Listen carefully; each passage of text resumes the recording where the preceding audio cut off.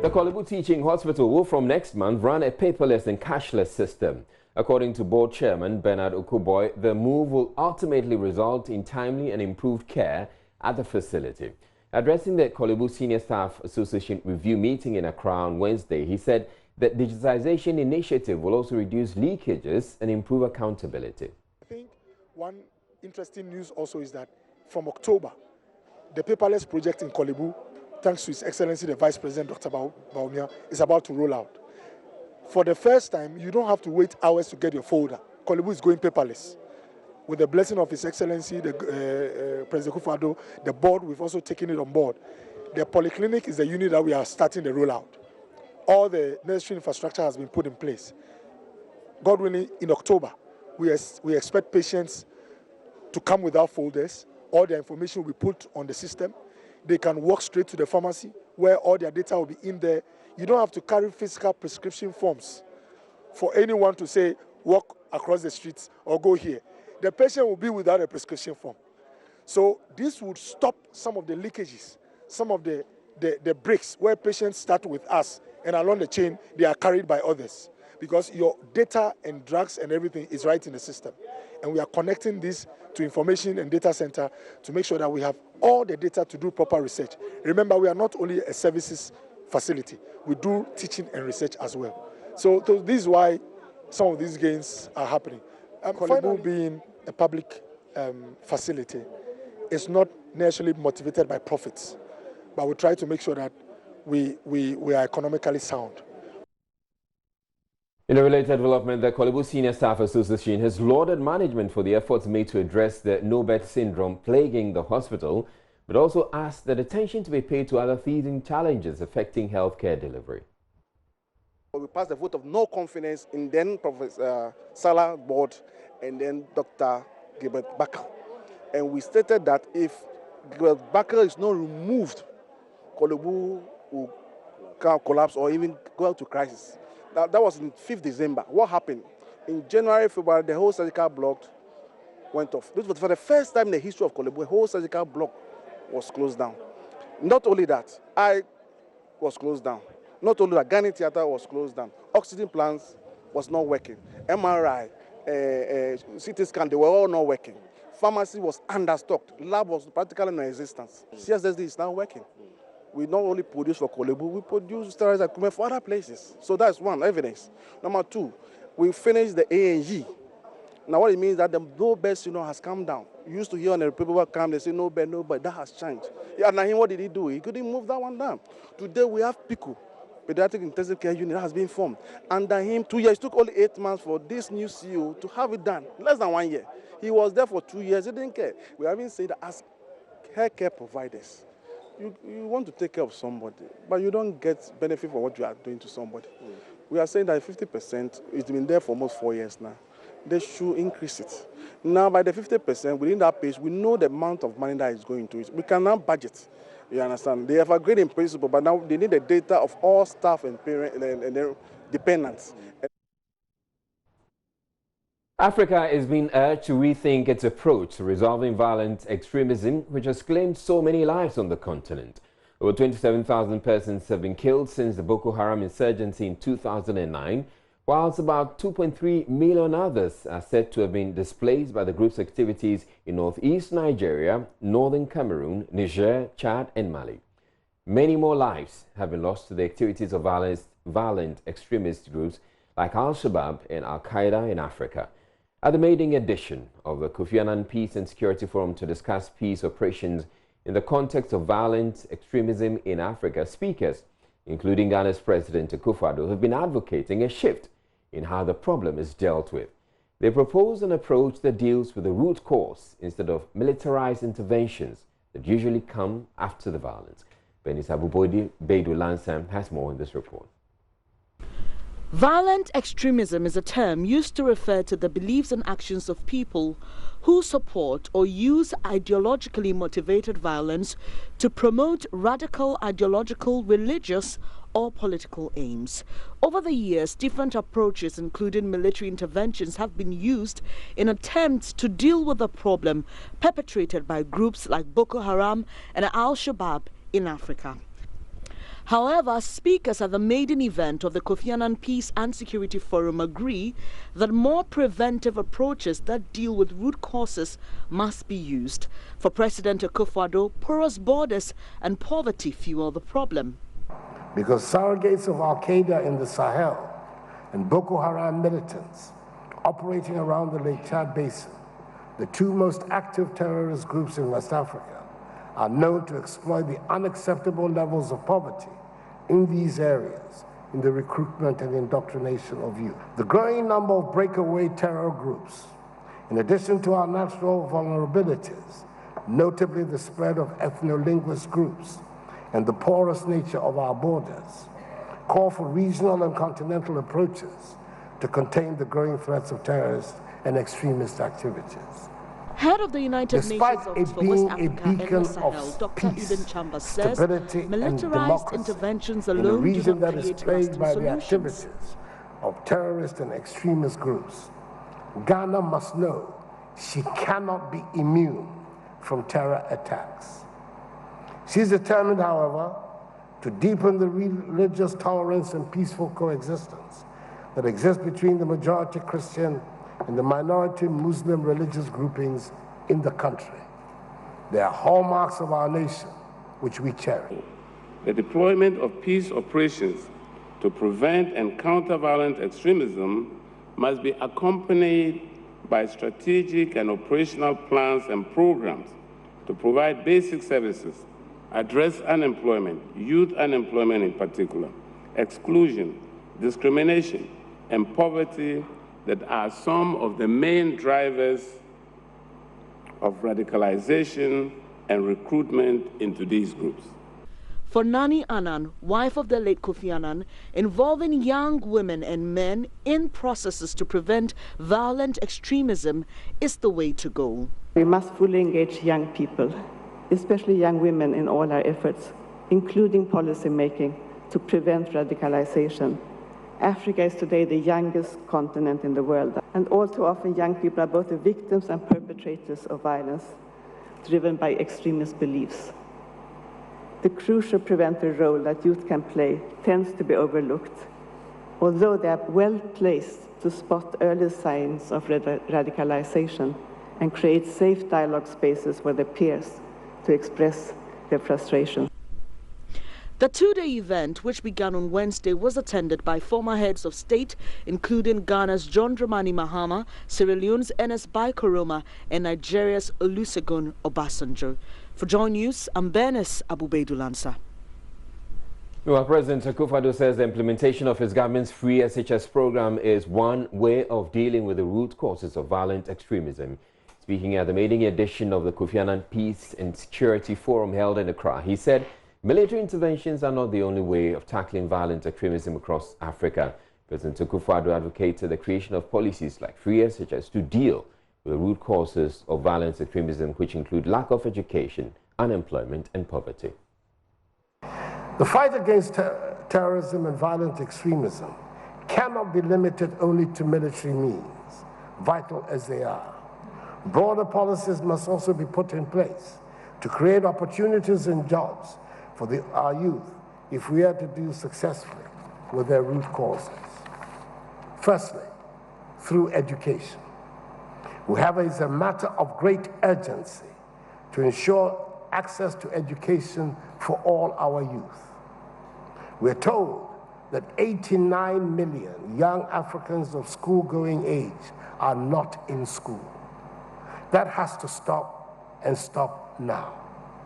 In Ghana, at great cost, we have, since my assumption of office in January 2017, instituted a system of free secondary education, which has increased enrollment by nearly 50%. From this month, when schools reopen, 1.2 million Ghanaian children will be beneficiaries of the free senior high school policy, the highest number of pupils in secondary school in our history. The cost of providing free secondary school education will be cheaper than the cost of the alternative of an uneducated and unskilled youthful workforce that has the capacity to retard our development and to pose a threat to the peace and stability of our nation. Former President John Mahama, on his part, believes one of the surest ways to win the war against violent extremism is when the masses are given the opportunity to freely participate in governance and also vent their frustrations through the media if need be. This year we're supposed to have assembly elections, and of the more than 6,000 electoral areas in this country, people will have the opportunity to choose who they want to represent them in their local assemblies.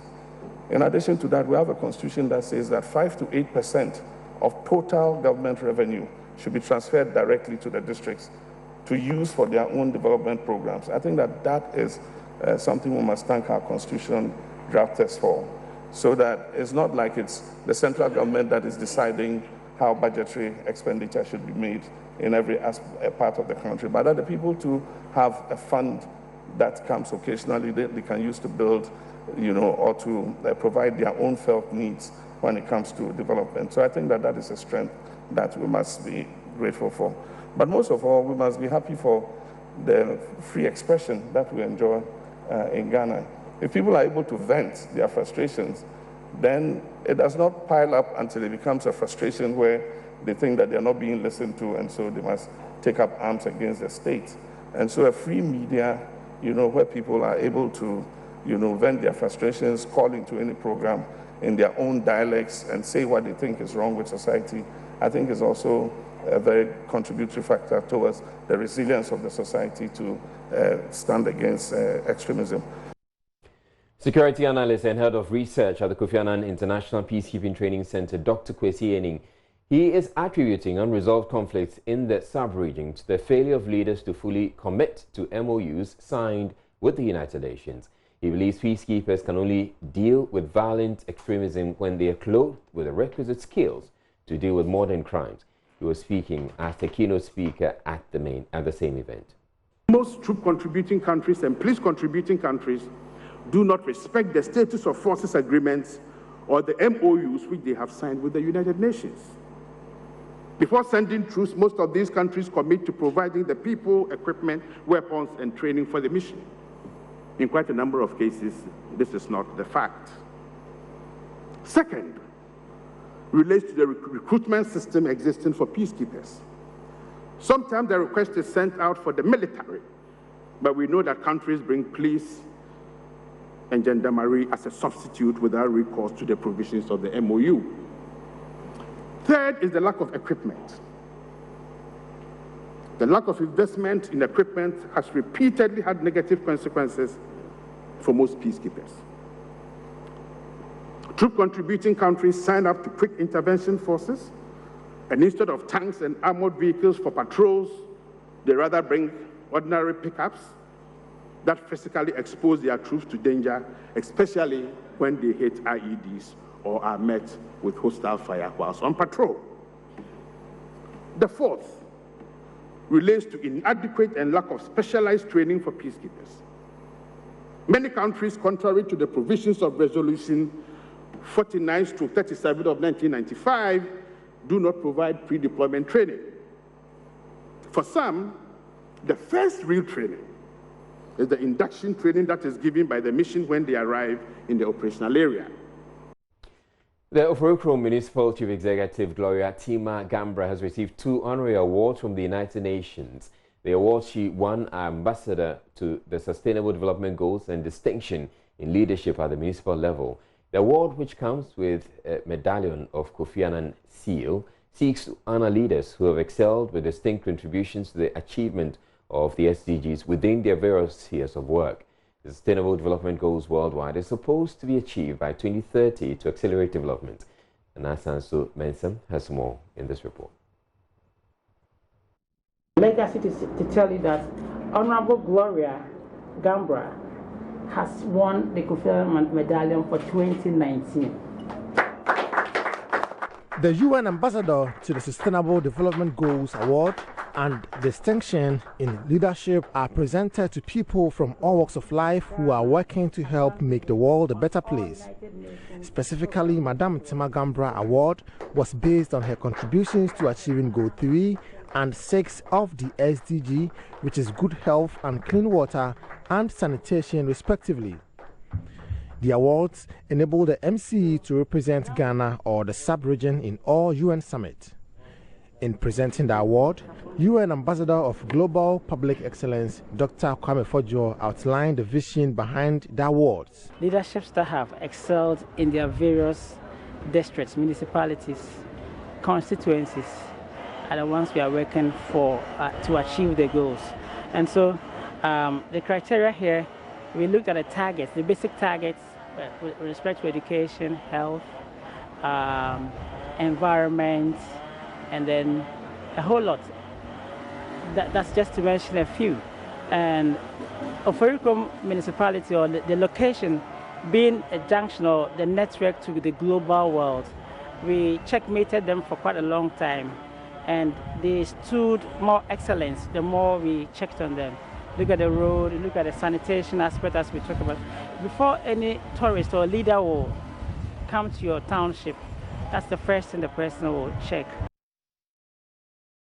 Watching, join us when we're taking a break. But still ahead, 2 arrests, 23 notices served, impromptu cleanup exercises, and lots of drama characterized day one of the Joy Clean Ghana campaign.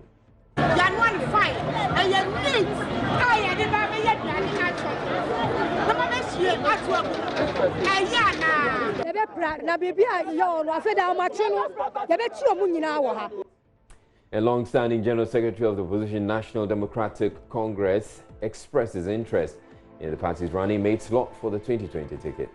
I would gladly accept it because I have never rejected any duty that has been imposed on me. If it is offered, I will accept it. Okay. Stay tuned in. We'll be back in a bit.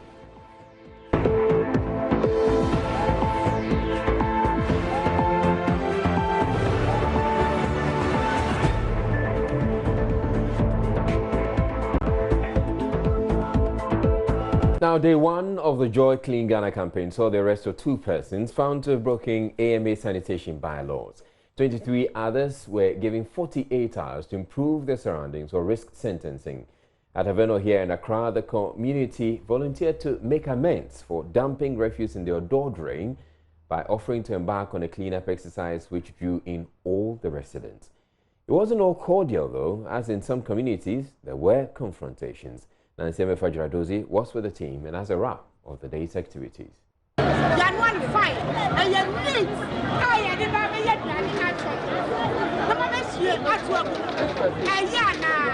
One of the workers of a local eatery, angry that the AMA officials had discarded portions of the food, said to be unwholesome. You put this thing under it to use it to prepare food for people to consume. So we are confiscating it and we will destroy it. In her face here, nothing is going back to the kitchen to be used for food preparation because it's possible it's contaminated. You can even see the face of it. Look at how it is. Look at this, look at that. All is in the kitchen there. That, what do you call it, chop box there, with dirty clothes. Some of this dirty, purified, very dirty, rotten face under the table under. Clean around, use it to prepare soup for us again. We'll just immediately prepare court summons for her, march her to court tomorrow, or we can even bundle her now, march her straight to court. Notices were served to other food vendors sited few meters from the railway line and selling under insanitary conditions. So we'll prepare you people to court. Whoever is responsible will come to answer there. Thank you. So Ismail, prepare them and let's... Others did not have health cards, which qualify them to sell food. Ismail,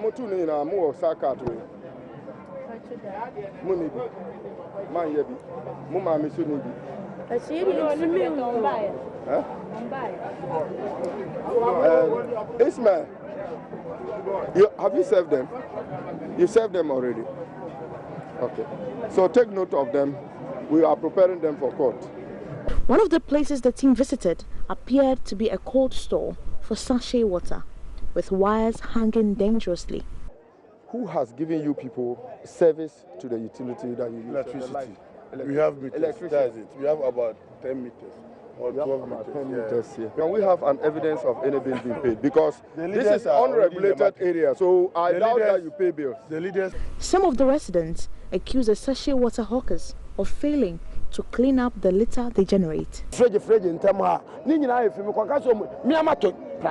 priority tini bi say eguma ha bebre say ade eche a mo de oba na obefa bi na ade ayede o de apro mu fi me ko kai say o mo ne mbeko sesi aman yi wo ha si e twe prae kra pra ha sei o mo ntwe prae o mo mpra o ko kai say obi bedu atama ka say e na ade o ba bi na obi ba na obi kura ka chem say me ma me yere empra o no na yere animu man na yere nte ha.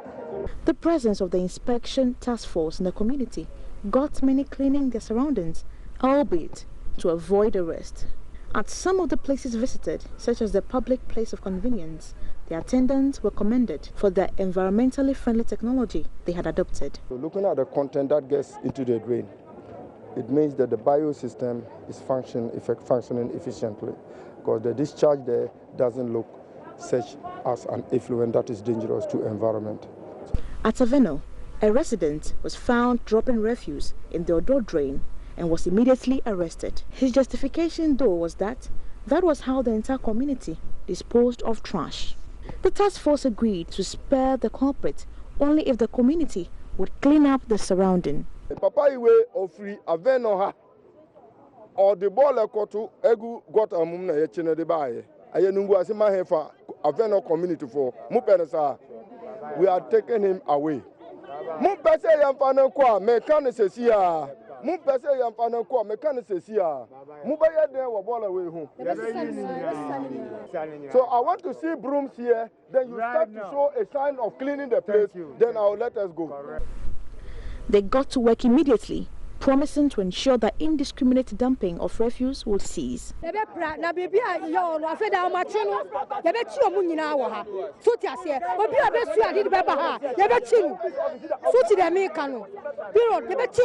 These livestock sellers were also tasked to sweep the gutters or be made to face the law. Let them come now, as we are here, let them sweep it now, before we don't go into paperwork. Now. Inspector Joseph Asitanga was happy with the amount of work they were able to do and expressed optimism the campaign will yield the desired results. Very successful, very successful, impact achieving, and a lot has gone into the community. All the business environment have heard of our presence today and the need for them to keep their environment clean. The task force may next be in your backyard, so you are better off cleaning up now. Well, we're taking a break again, and in businessman Dr. Papakwesi Indum seeks injunction to halt liquidation of GN Savington loans. That comes up in every state you're doing.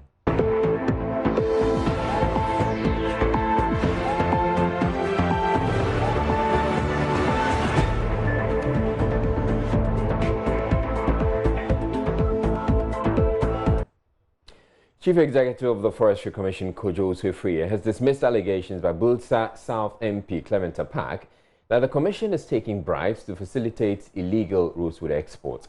Dr. Apak has petitioned the Office of the Special Prosecutor demanding the prosecution of members of the governing New Patriotic Party and Forestry Commission officials. The allegation comes on the back of a recent EIA report which revealed that powerful Chinese and Ghanaian traffickers are still harvesting and shipping rosewood out of the country despite a ban. The Forestry Commission CEO, however, says the allegations cannot be substantiated. I have always had a problem with this report. You are doing an undercover investigation into a matter. The people against whom allegations, but serious allegations are made, are not in any way, questioned by your, reporters, or for that matter, any other person. And therefore, it will not be right for anybody to be allowed to accuse an officer of the Forestry Commission without putting that person on the spot. For a fact that Edunsia was not spoken to at all by the investigators? Yes, because if he had, the report would have mentioned, this is a very comprehensive report. They would have stated that, yes, when our investigators went to confront him with, say, this gift or that the pen, he indeed accepted it. And which is why it appears to me that the so-called report or the people who investigated the matter did not do themselves a good job. Nobody had categorically stated that I have seen Forestry Commission staff indeed felling these trees and engaged in the processing or allowing people to take them away. All that is being done is an allegation that or purely suspicious people. So if this is happening, then obviously Forestry Commission staff would certainly be complicit. Yes, but it is not so. Kujoyuse Free says he's willing to submit himself to the special prosecutor for investigations. Sector Minister, your boss says, I am going to probe it. I'm happy for him. Why don't you wait for him to finish before you tell the world? And what we are saying here today is without prejudice. We want him to go ahead and do his work. We will continue to do our work. And some suggest, and I'm sure you've heard your opponent say this, that the way you approached this and said my people are clean, I'm clean. Some say the report will simply rubber stamp that. No, not at all, because we are not members of that committee. And there's nothing, yes, I know myself. I know my staff, and I'm saying that my staff are clean. If the report comes to say that there's something untoward, we all look at it. Some doubt very much that the report will contradict the position that you so vehemently expressed today. Why? Because I'm the minister? Because you are a very powerful member of the party. No, I'm not. But the government, the accusation is that there are government officials implicated in this process. Why is government investigating itself? Why don't you wait, Evans, to see the outcome of that report, to see whether or not any government person is implicated? Why don't you rather wait for the special prosecutor to do an independent job? Because APAC had gone to the special prosecutor. I can't wait. I can't wait to see. You can wait for the government report, but I can't wait for the special prosecutor's report. No, I'm saying that when I say I cannot wait, it means that I'm ready. In fact, we should have been called yesterday, not even today. I'm willing to go there and then to face Martin Amin. Because this is bogus. You're willing to face Martin Amin? There's nothing in it. Martin would not even waste his time on this bogus APAC report. Now, the full interview airs on PM Express at 9 p.m. That is just about an hour and 15 minutes from now. The General Secretary of the Opposition NDC, Johnson Nketiah, is eyeing the running mate position for former President John Mahama in next year's elections. It follows media reports suggesting the former president, who has been campaigning in some parts of the country over the last few weeks, may be considering the NDC General Secretary. Other reports suggest former Finance Minister Professor Kwesi Botwe may get the nod. Mr. Nketiah says although he will not lobby for the position, he will gladly accept it should he be appointed. Spoke with Gifty and appear on the polls earlier today. If I'm deemed to be the person who should play a certain role, I will gladly accept it because I have never accepted, I have never rejected any, duty that has been imposed on me. If it is offered, I will accept it. Okay. Yes. Then what will make the person who is offering it, what will make him take that decision? He will certainly say that maybe I want somebody who is A, B, C. That is why I settled on Asiedu Nketiah. It is only after that I can then be questioned whether I can satisfy my understanding, what the my person, understanding from what you've said is that it's a position you'd like. Yes, if it is given to me, I will gladly take it. Yes. Everybody in this party knows about my capabilities, what I am and what I am not. So whom am I going to impress with new information about myself? Everything about me is open and is there for everybody to know.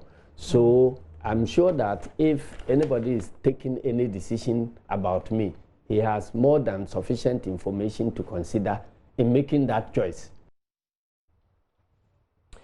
You're watching. Join us when we're taking a break to bring you showbiz. Stay tuned in.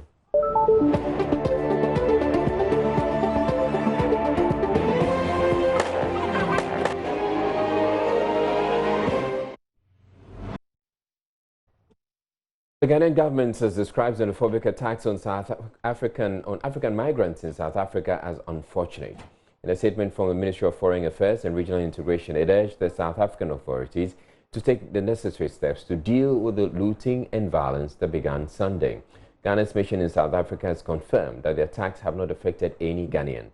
Speaking on the Super Morning Show on Joy FM, Ghana's High Commissioner to South Africa, Mr. George A.C. Boateng, said the mission was keenly monitoring the developments and offering the needed advice and guidance to Ghanaians living there. It's calm. Calm. Everywhere is calm. at least places that I have visited from 6 a.m. here, and Pretoria, the central business area, every place is calm. I believe people, by this time, people might have started opening their shops and they're doing their work, going around doing their work in peace. So far, the police is patrolling. I saw a lot of policemen around the central business area where the actual incident spot was started.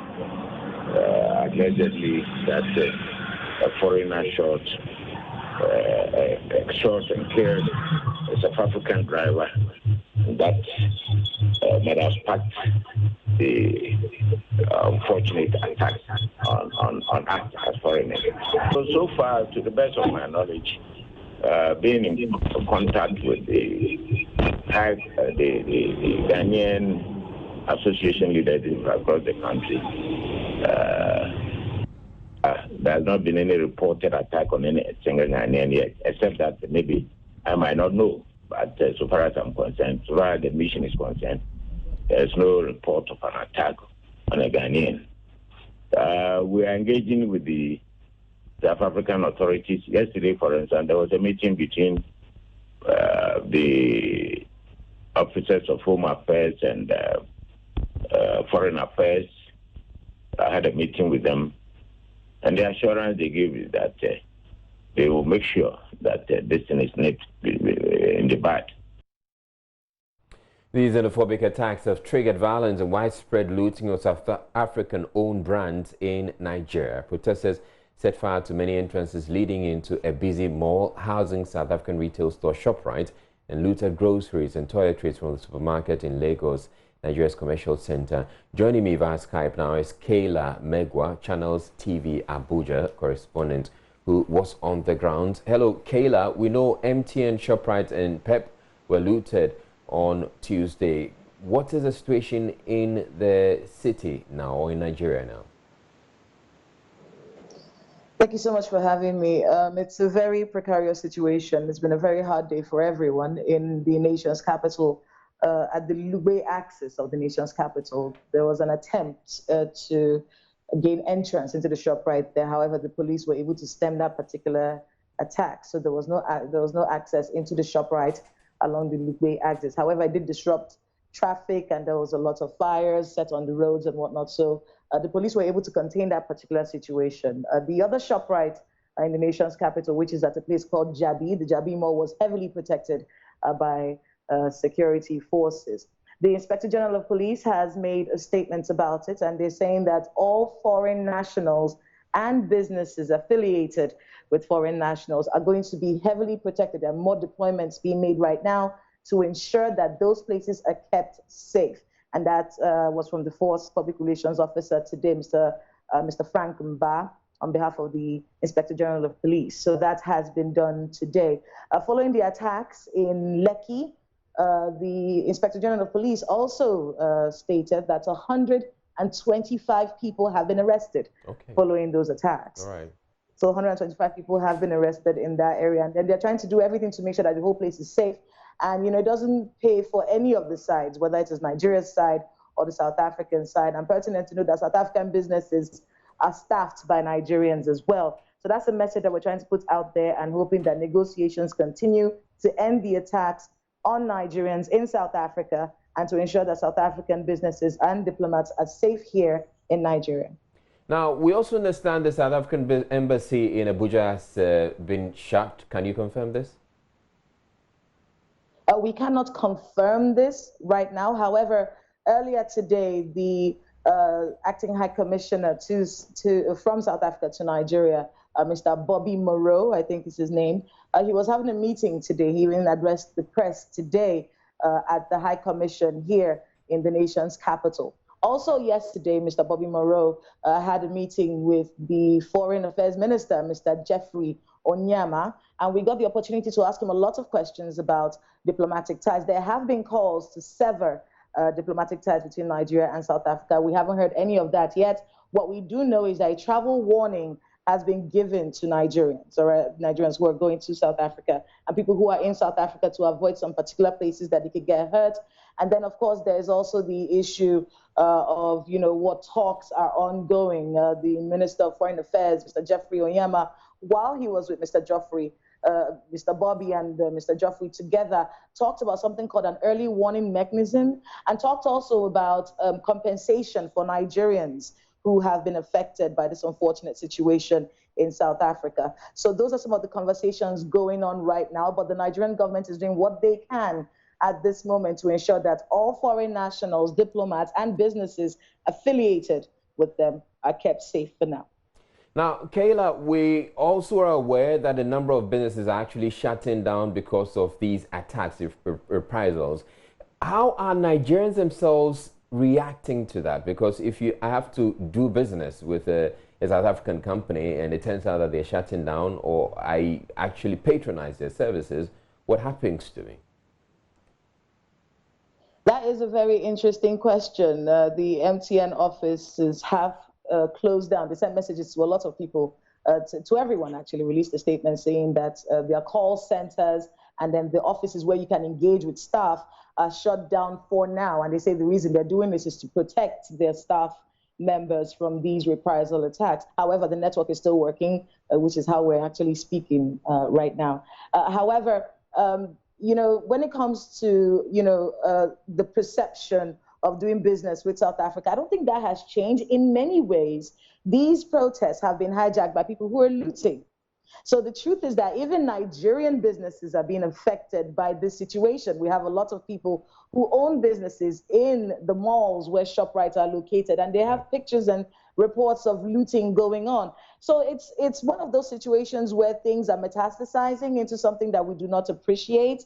However, it's important to send the message out that it's important that people work together. Both countries need to work together to get these situations under control and ensure that people don't take advantage of an unfortunate situation to perpetrate violence and loot, whether it is the businesses of South Africans or Nigerians. Important also to note is that many South African businesses in Nigeria, like MTN or ShopRite or Spark, are staffed by Nigerians. In fact, many of the goods and services you see in most of those stores in Nigeria are actually sent there by Nigerians. So an attack on those businesses is essentially an attack on Nigerian businesses. So that is a message that is being sent out to ensure that people understand this. We get it that there's an outrage. It's been very unfortunate seeing some of the visuals on social media and some of the messages, whether they are old or new. However, it's important that Nigerians and South Africans work together to make this whole situation end and bring peace, the normal peace and loving relationship that Nigeria has had with South Africa over the years. That is what's being worked on right now. All right, thank you very much, Kayla Megwa. Kayla Megwa is with Channels TV in Nigeria, and that will be all for international news.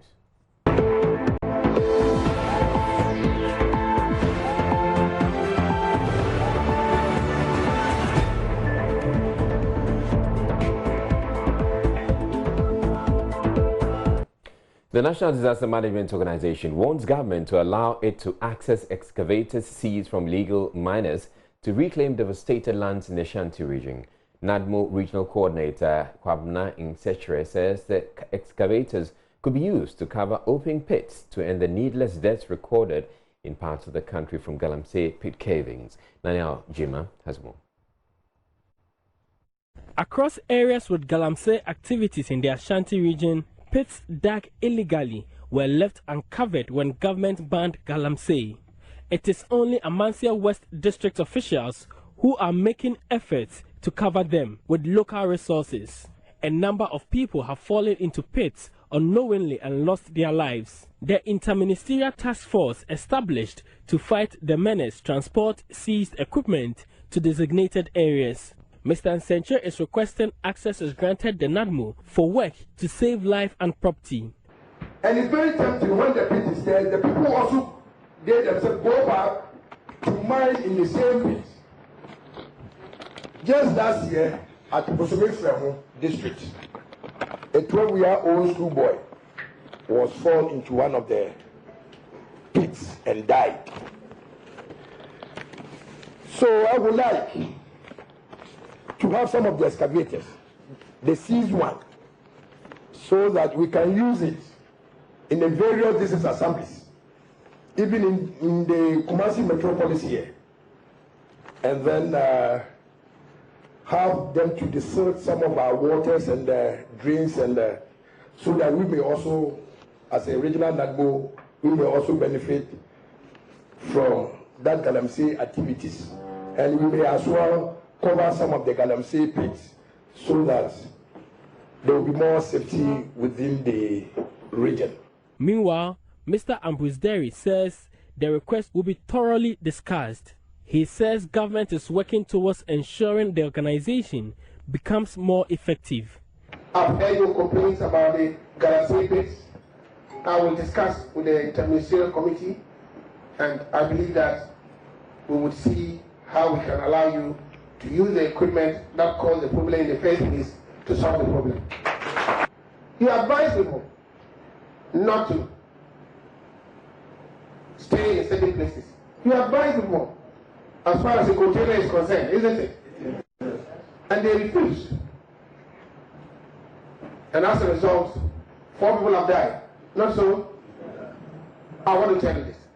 Next time they refuse, let the police know.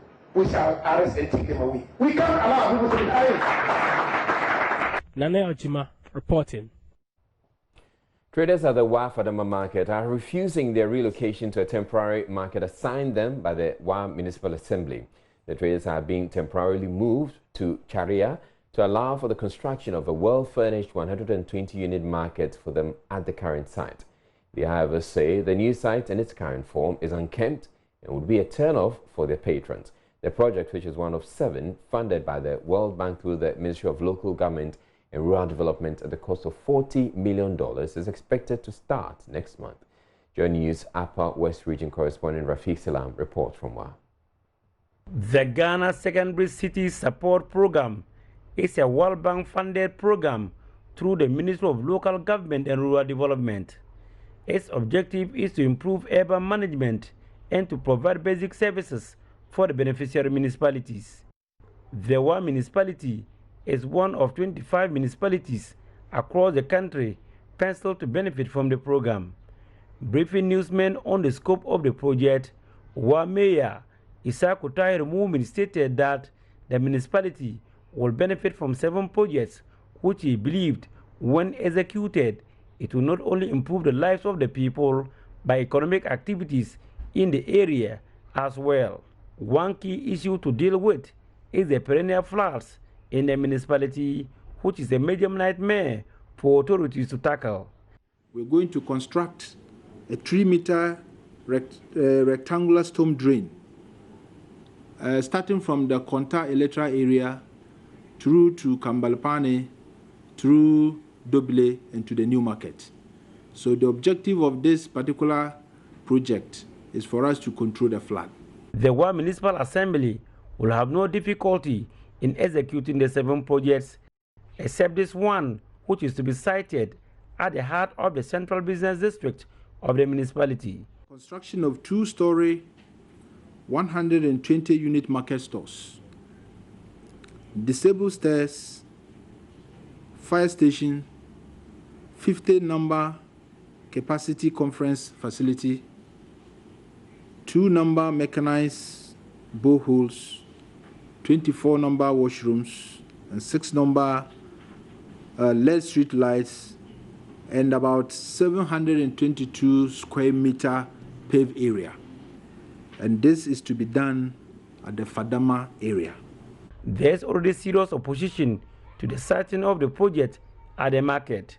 Traders at the Wa market says they have no qualm about the project being implemented, but would have preferred it started at a different place. 2 of the traders, Mary Imori and Hussein Abdullahi, for over 2 decades, have been trading here.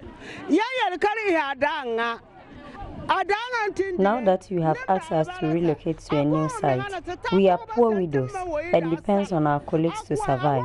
I have orphans to take care of. I lost my husband, remarried, and lost him again. What do you expect me and my children to survive on? I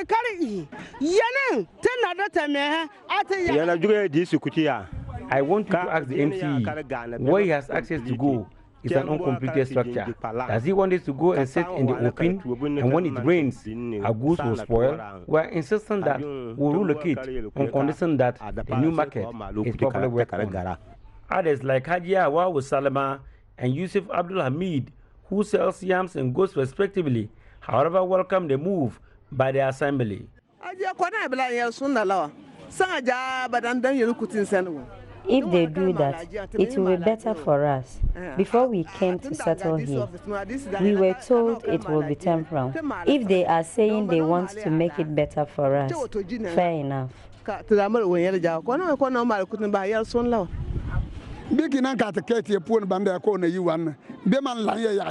you look at the Kajakia market, it's always crowded and there's no space for vehicles and people to move. If they make the place better, the small cars will move here. Who doesn't like good things?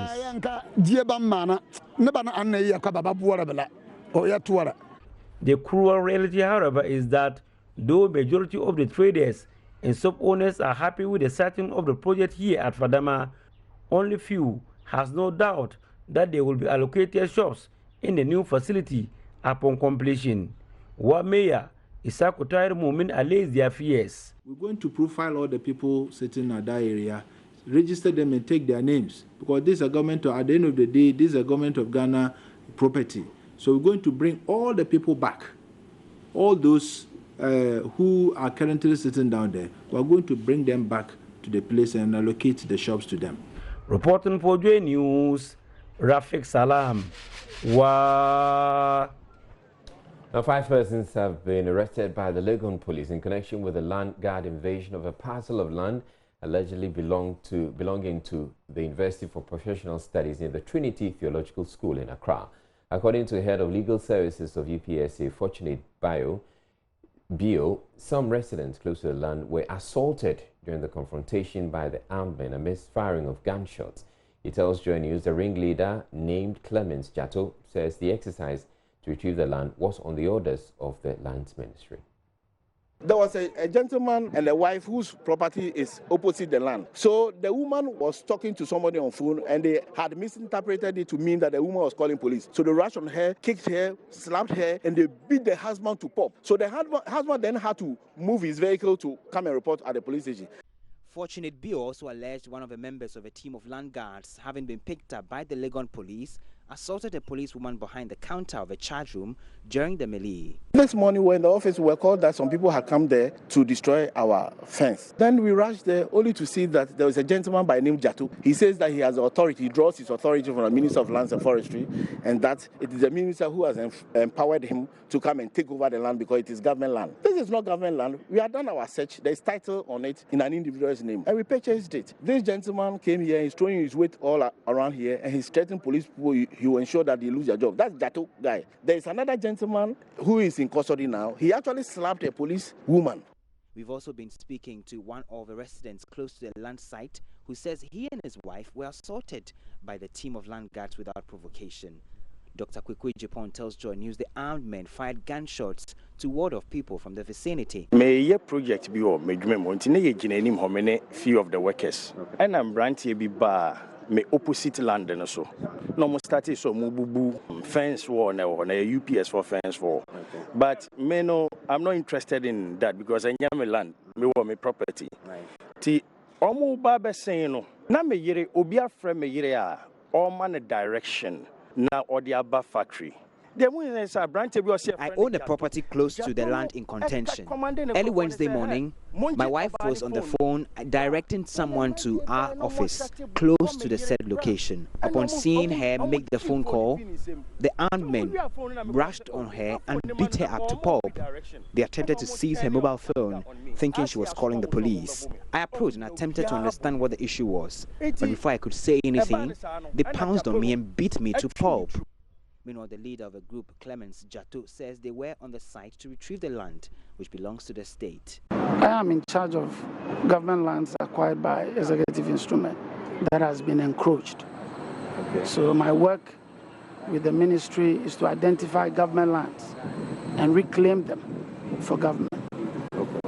So what we do is we have a team of policemen we work with, and normally we do a thorough search of who the land belonged to before we go onto the land. When I got here, the woman was here with her husband and the car. And I was trying to explain to the police that these people had hit one of my men and I had run away. The woman was pointing to me that I'm part of the boys. Then the police bounced on me. The slaps I received, you can see my face. It was too bad. They won't even listen to me to explain. So I was locked up. So I learned now the case has been referred to the Greater Accra region. Talk of somebody shooting a gun. Nobody shot a gun. The gun is there. If anybody shoots, the police will know. What about the allegations of brutality and assault against the woman who was allegedly taking the videos or making a phone call? The woman is there. Somebody who says he was brutally beaten. Nobody touched anybody. They struggling with the... We're taking a break to bring you the second dose of business. Stay tuned in.